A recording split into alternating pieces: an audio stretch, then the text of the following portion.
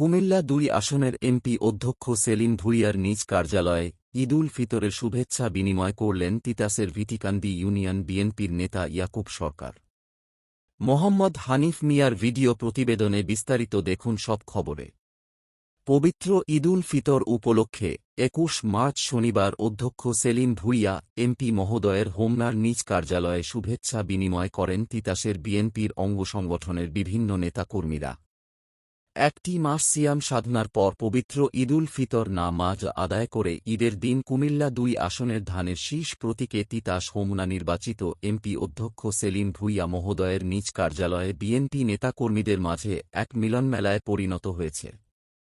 এ সময় এমপির সাথে শুভেচ্ছা বিনিময় করেন তিতাস উপজেলা বিএনপির সভাপতি ওসমান গনি ভূঁইয়া, সাধারণ সম্পাদক মেহেদী হাসান সেলিম ভূঁইয়া, তিতাস উপজেলা স্বেচ্ছাসেবক দলের যুগ্ম আহ্বায়ক মানিক মিয়া সরকার, ভিটিকান্দি ইউনিয়নের ভারপ্রাপ্ত সভাপতি শফিকুল ইসলাম সরকার, সাংগঠনিক সম্পাদক যুবরাজ ইসলাম রাসেল, স্বেচ্ছাসেবক দলের যুগ্ম সাধারণ সম্পাদক সাইফুল ইসলাম, ভিটিকান্দি ইউনিয়ন ৪ নং ওয়ার্ড বিএনপির নেতা ইয়াকুব সরকার সহ অন্যান্য নেতাকর্মীরা।